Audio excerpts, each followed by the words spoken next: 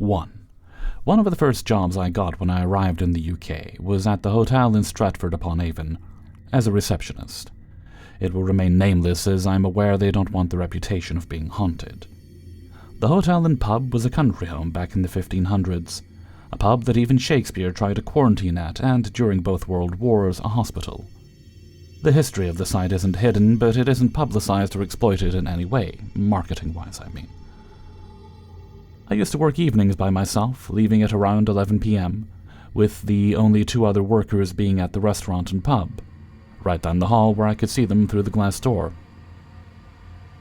Usually in the late evenings, I would prepare the next day and draw to pass the time, occasionally looking up at the 2 best friends working behind the bar after the restaurant was closing.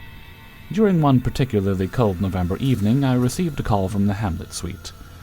I hesitated to answer as I moved the guests that were meant to be in there to another room, as the radiators weren't working. My mind quickly made the explanation that I mustn't have changed the keys, and the couple went back, as they had forgotten something behind. Maybe they found the radiator working. Yay. I pick up the phone, and there was no noise on the other side. I quickly glanced at the boys, who were still in a good, but most importantly, loud mood. Couldn't be them playing pranks. I quickly hung up and called the new room where the couple are. Hi, just checking you're okay with the new room and it's nice and toasty. Before I could finish talking, the other phone at the end of the desk rings from the Hamlet suite. It's so nice in here, thank you for moving us. It was just so cold tonight. No problem, well, have a nice night. The other phone was still ringing and I picked up. Could swear I could hear breathing, but maybe it was my own. Then a squeaky laugh and the line disconnects. I quickly grab my master key and head to the room.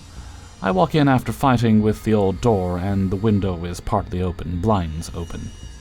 I look around and there is nothing to be seen. I close the window and the blinds and leave. That night I called my dad on the way home and told him what happened. My dad has worked in hotels in Portugal since he was 15, so he just casually explained, "It's probably haunted, but you don't have to be afraid. Not all spirits want to do harm. Some just seem to be bored." I laughed it off and was able to sleep that night. A few weeks later, our December Christmas wedding started. It was our habit to allocate the Hamlet suite to the newlyweds and the Macbeth suite, right next door to the parents of the bride, and across the hall the Othello suite to the parents of the groom. Every time we would do this, the parents of the bride would complain they had not slept well, and I had complaints after complaints of items missing, veils, teddies, envelopes with cash. The list was infinite. The 2 night porters would come and go with only the clothes in their bodies and walk home. No bags of any kind. We didn't know where to start looking or who to ask for the items lost. One morning, very close to Christmas, a very angry mother comes downstairs to the reception, ignoring 2 of my colleagues' good mornings along the way. "This is inadmissible. I wish to make a formal complaint." I tried to calm her down and get to the bottom of what was bothering her. Most of the times at hotels we are able to correct our wrongs. She continued, "You must speak with your housekeeping staff. They can't be cleaning in the middle of the night, let alone taking a rest on other people's beds." I explained, our housekeeping staff just started their day now. During the night we only have our night porter in case of emergencies. She seemed to get even angrier. "Are you telling me I'm lying? There is a woman sitting at the end of the bed, by my husband's feet. It must have been some of your staff." I apologized and assured her I believed her, and would get to the bottom of who it was. Items started showing up in weird places for the next upcoming weeks, in drains, outside on a table, behind the bar. None of it made the staff look good, but at least I didn't get another phone call. 2. I was just a kid, around 6 or so, when I had my first experience with something unexplainable. I was cleaning up my room and I had a lot of toys laying around.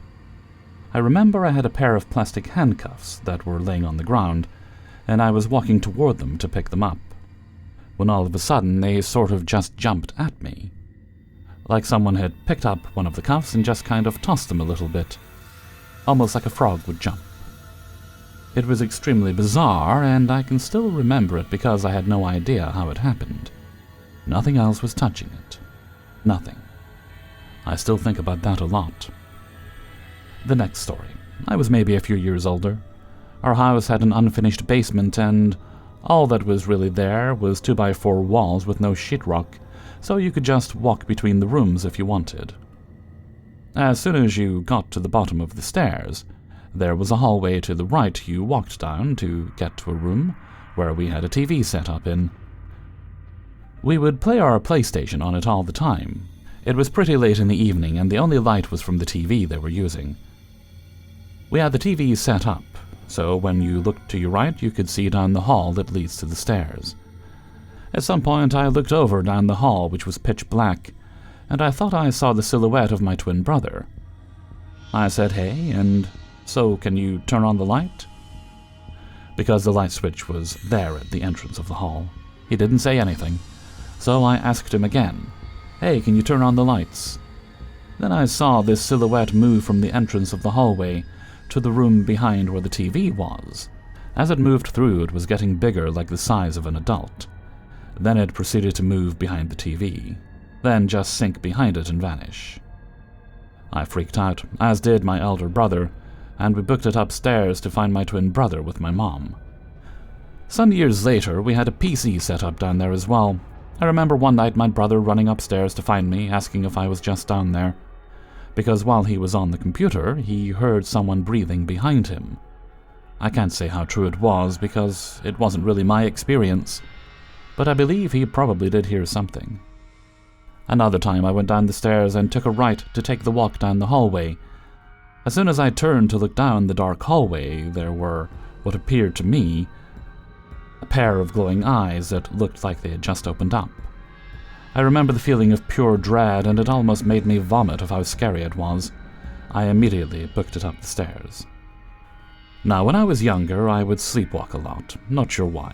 I certainly do not do it nowadays.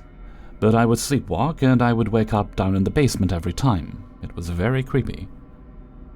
And when I got older, I thought maybe it was all in my head.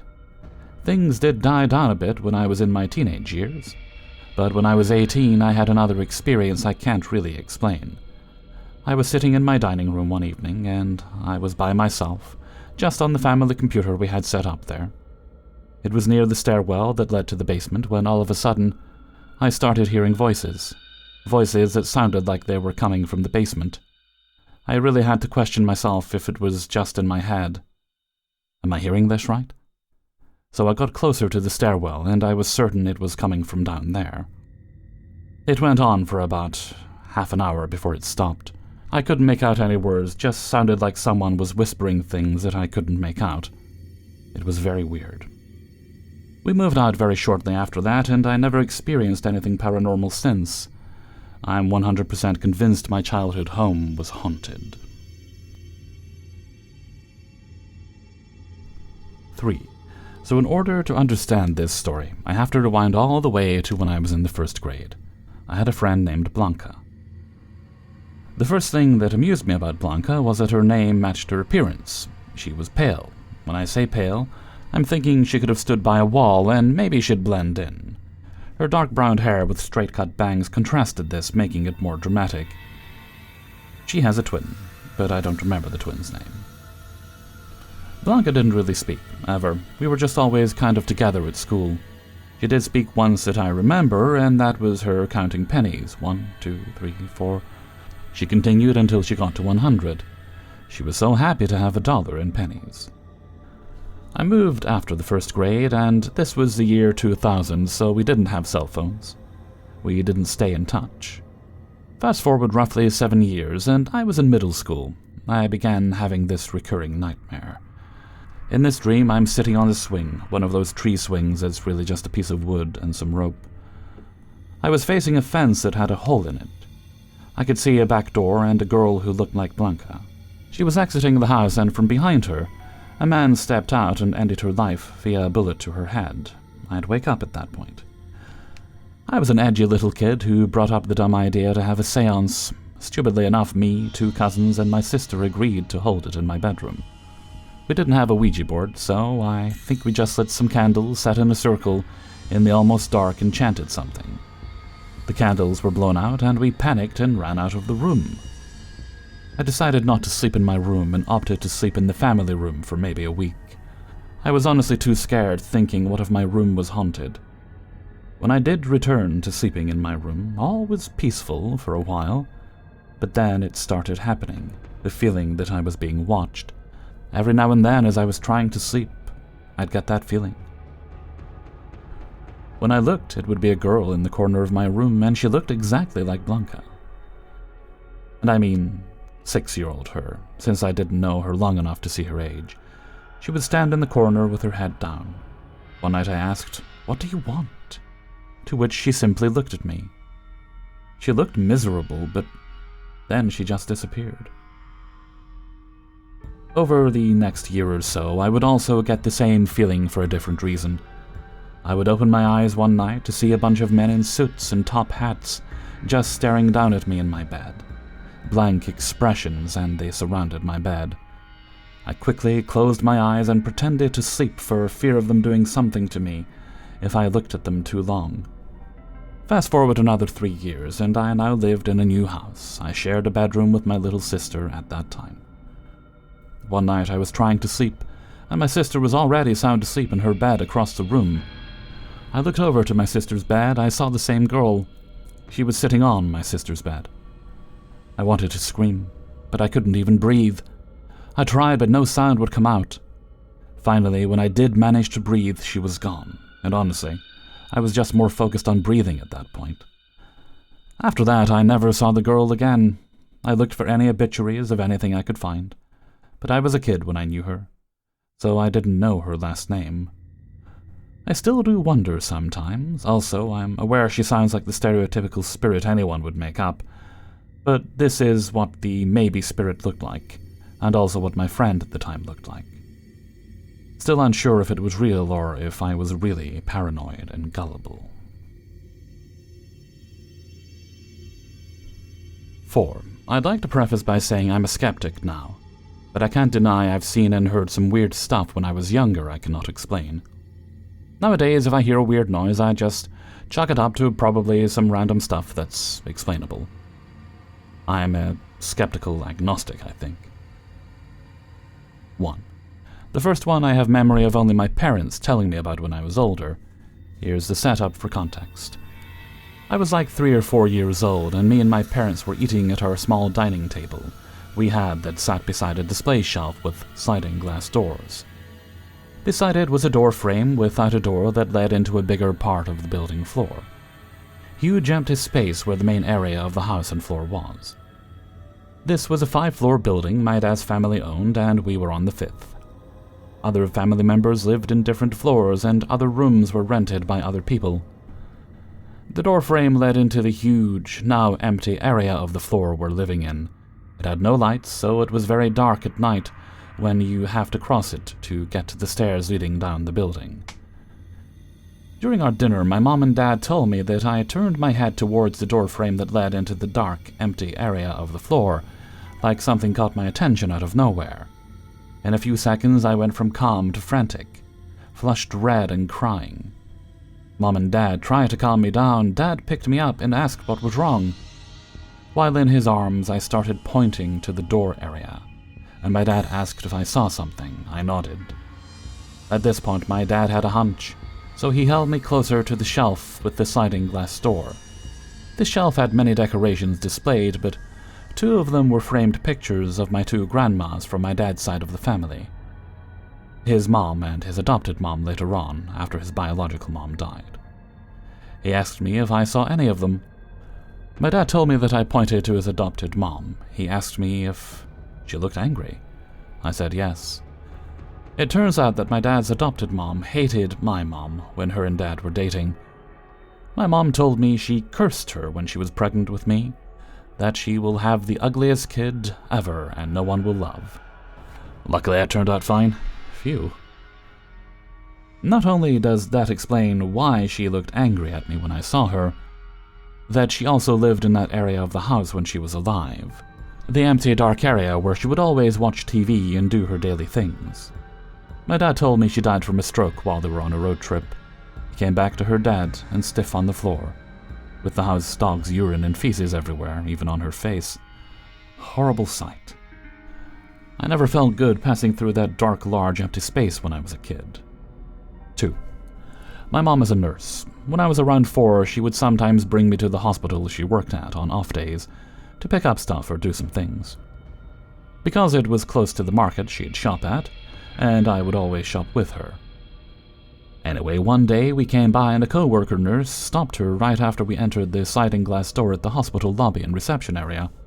Her co-worker was sitting at the waiting chairs, aligned right beside the entrance door when you enter. Straight ahead, once you enter at the center of the lobby, was a big door that I think led to the emergency room. I didn't know this at the time. I was a child, of course. While Mom was talking to her friend, something caught my eye on the floor.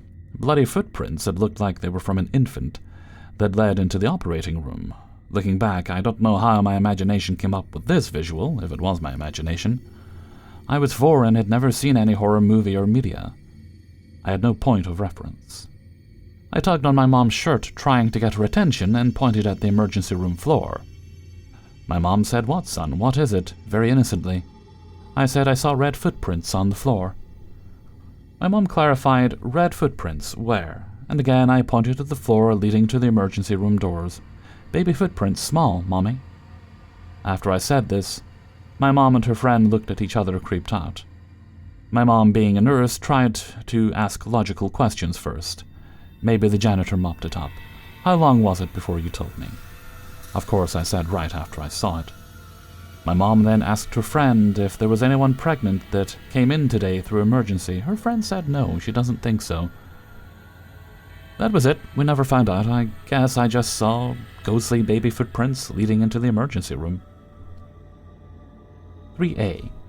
This one is the longest, and the activity spanned a few days. I was in 2nd grade. I was 8, about around 2002. I remember because this is a time in my life where my mom and dad separated. About this time, Mom went abroad working as a nurse. Me and my dad moved away 2 hours from the city. This was all to get with his chick he met in Yahoo Messenger. Dad was cheating.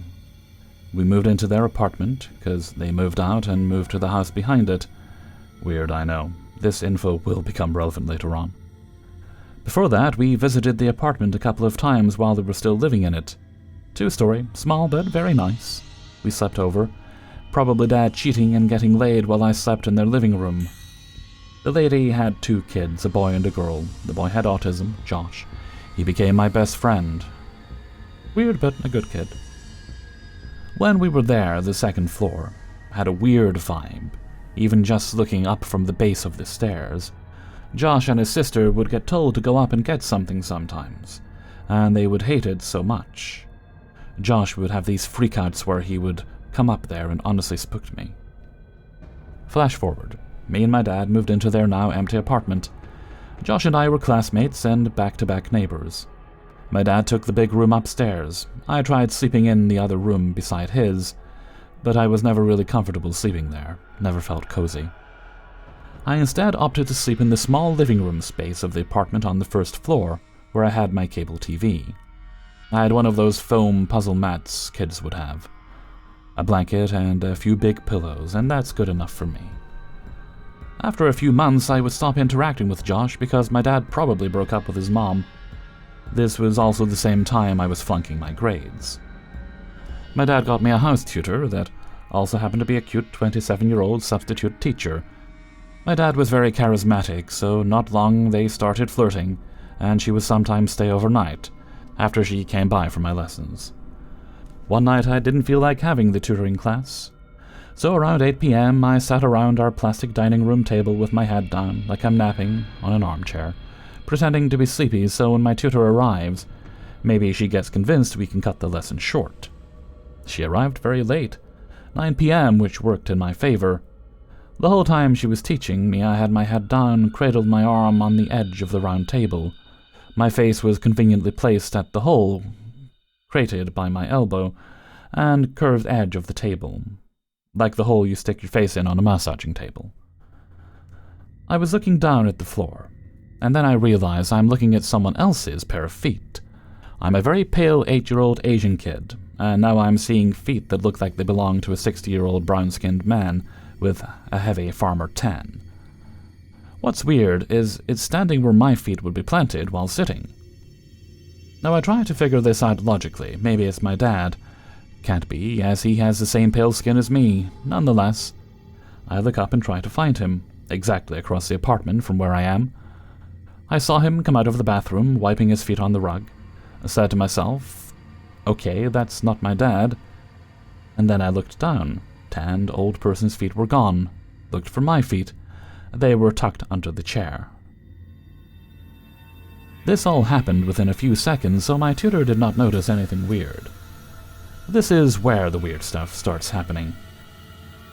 The weekend after this happened, my tutor and my dad's friend came by just to hang out and chat. After dinner, we stayed on our crummy, round dining table. Yes, the same one earlier. I was one of those kids that adults liked having around because I just kinda treat them as live podcasts, and I would only butt in when I have something interesting to say. So I was listening to them, and all of a sudden, mid-sentence, my tutor stopped talking for a quick second, and looked up the upper part of the stairs, then carried on. It was to her right, from where she's seated. My dad's friend then replied to what she said, but then she also got distracted and then looks towards the base of the stairs. Immediately, my tutor interrupts and asks, "What did you see?" And to make sure there's no bullshitting, she also gave her answer in sync with him. They both said, "feet." At this point, we were all spooked, especially me, because I have not told anyone what I saw before. The apartment stairs were comprised of two sections, the main flight that's made out of wood, and the last 3 steps that turn towards the kitchen area that's made out of tiles. My tutor then told him, "I saw a pair of feet descending from the top of the second floor until midway down the stairs." My dad's friend then said it, "I saw it just reaching the base of the stairs and turning towards us. But it's so weird because you can't see the part where it's sliced off. Your mind just kind of blurs it out of your vision." Then I chimed in. I said, "I saw feet too last insert weekday here that I can't remember." And then what made them believe me is that I said details on his appearance that they know but never discussed. So that was it. Officially, we had disembodied ghost feet walking around our apartment, and it comes from upstairs. I got spooked because the whole time I was sleeping on my puzzle mat on the living room floor, that thing had just been walking around me at night, and during the day without me seeing it. 3B. After I got spooked about the thought of ghost feet walking around while I slept on the floor, I told my dad I want to sleep in my room upstairs. The same night, I woke up around 1 or 2 a.m. with a bad stomach and went straight to the bathroom downstairs. Problem, there's no more toilet paper, so I start calling for my dad, trying to wake him up. Took him like 10 to 15 minutes before he responded to me. I returned to my room and again woke up around maybe 5 or 6 a.m. I remember the light shining into my room. It looked like sunrise. I woke up, prone on the bed, with my head facing toward my open bedroom door. I saw my dad peek out the right side. He told me, "Hey, I finished doing laundry for tomorrow, go back to sleep." He meant my uniforms for school. Tomorrow was Monday. Then he passed by my door and probably slept in his room. Now I wake up again, same position. My dad peeked from the side again, 100% same angle, same pose, same shirt, and told me in a very monotone voice, "Wake up." And then he also passed by my door towards his bedroom. In my head I was like, okay, weird. I got up and stepped out of my room. This took like 2 or 3 seconds.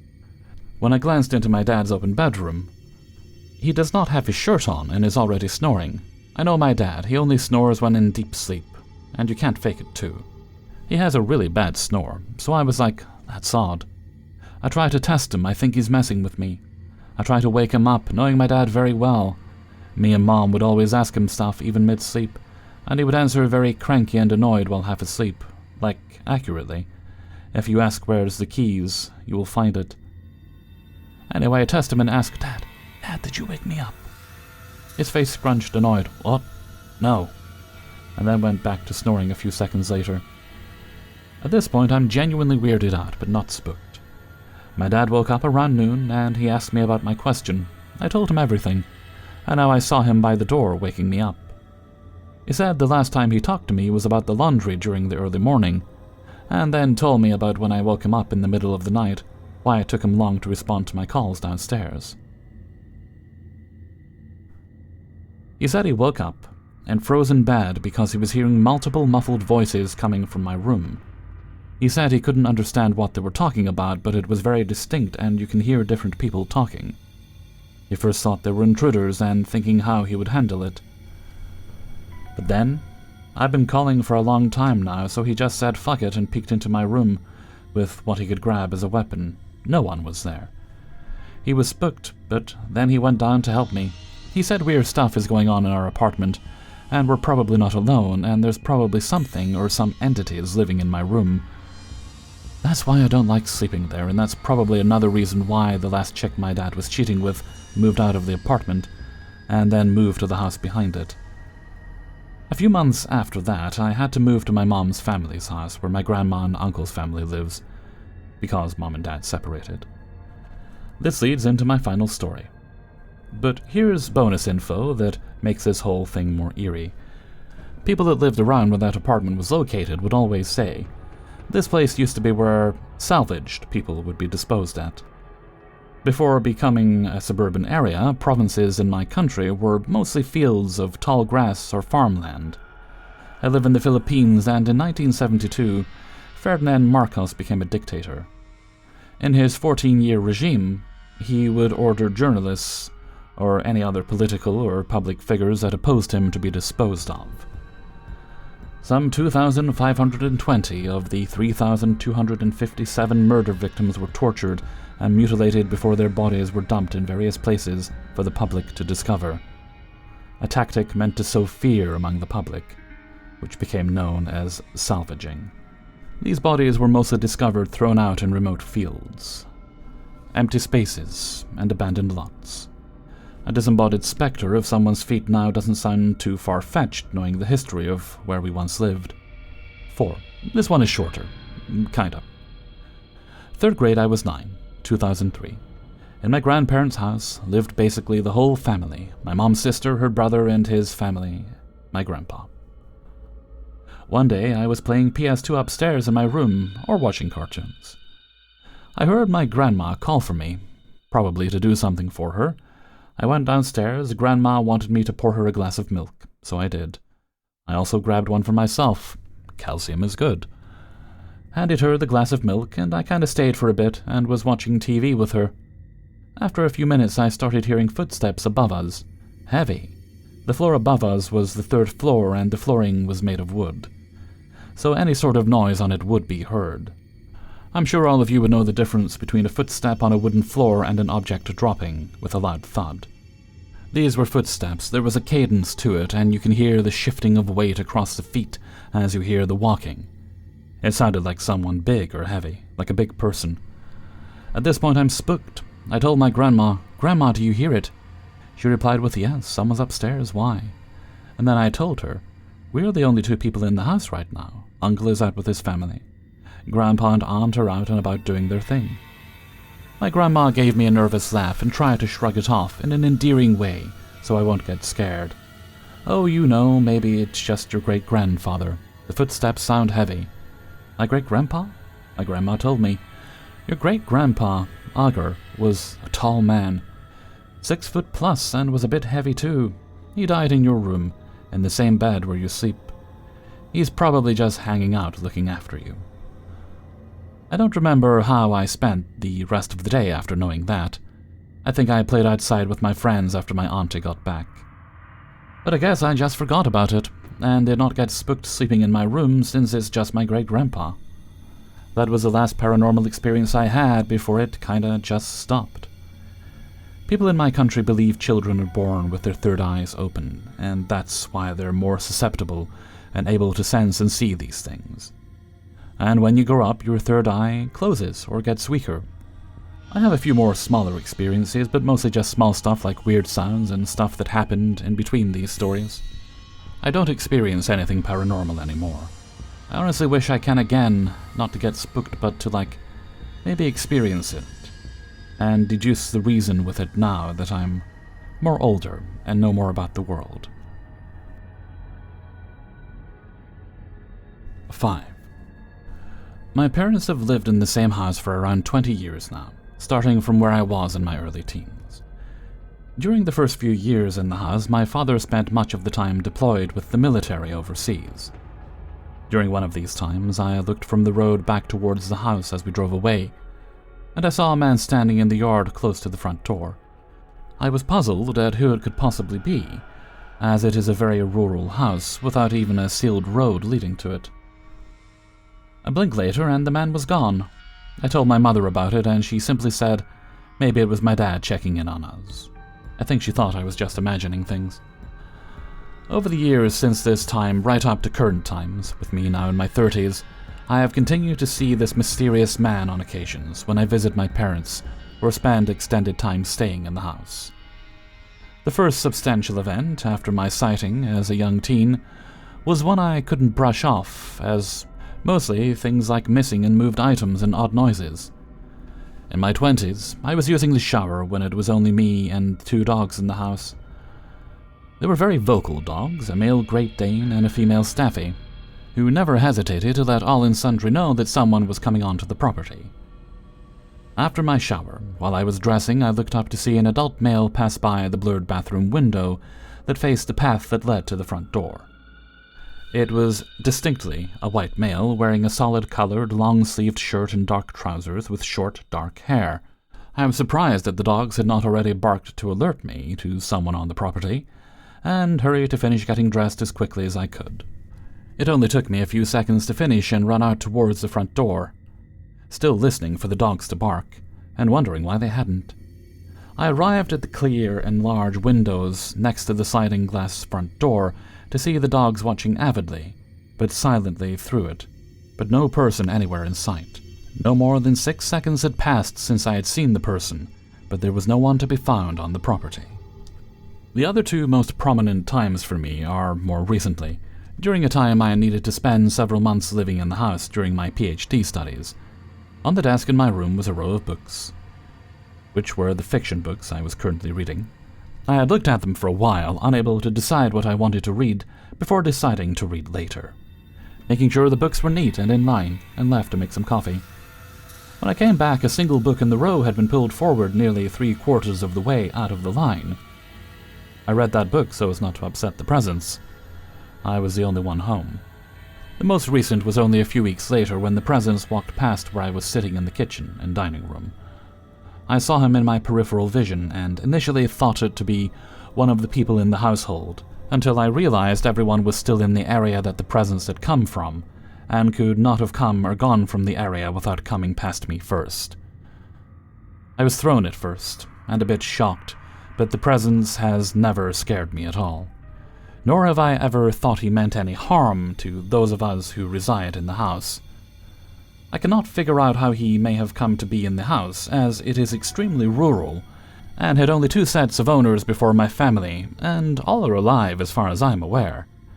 After talking to my mom about it, after many years of not really discussing it, Mom and I realized the event of walking past the bathroom window to go to the front door was becoming more common. We had always figured that he had his reasons to be there, he wasn't hurting anyone, so we just left him be. But now I wonder if he is in some sort of escalating distress. I've always maintained a policy of not playing with things I don't understand, i.e. Ouija boards and the like, so I really have no idea how to go about helping if he needs it. Any advice would be appreciated. I don't like the idea that he is hurting and distressed in some way, and I'd like to help.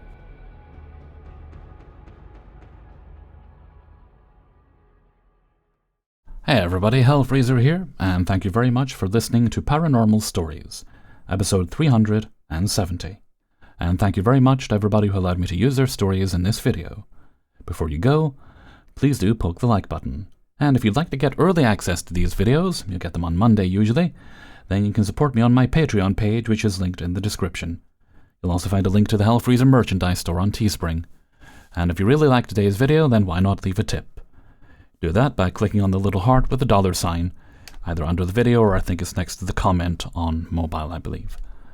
You don't have to do that, but it really does help. Okay. No other bits and bobs today, so let's move right along to Hellfreezer's question of the day.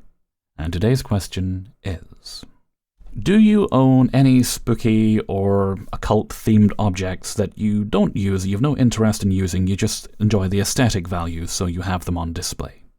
I personally don't, but I don't 100% object to the idea, although I don't think I'd want a Ouija board. Please do let me know what you think in a comment below. And before we go, we'll have the answer of the day from a previous video. And I believe this question was in relation to things you have watched or would watch just for the cast, even though you're not really that interested in the subject itself. And today's answer goes to Annie Northman. Part of me wants to watch Supernatural just for the actors, but I still never bothered. Simply, I couldn't get into it. I've tried. And that's fair enough. Personally, I'm a big fan of that show, and I agree. They've got a great cast there. I think one of the two leads isn't as strong an actor as the other, but he gets the job done. But an amazing supporting cast. Mark Sheppard, great actor. Misha Collins. Jim Beaver is a wonderful actor in everything I've seen him in. Well, Mitch Pileggi even pops up at one point. That's A.D. Skinner, to those of you who watch The X-Files. But yeah, I think that's a fair way to put it. And with that, I'm going to head off for now. So until next time, thank you very much for listening, and take very good care of yourself.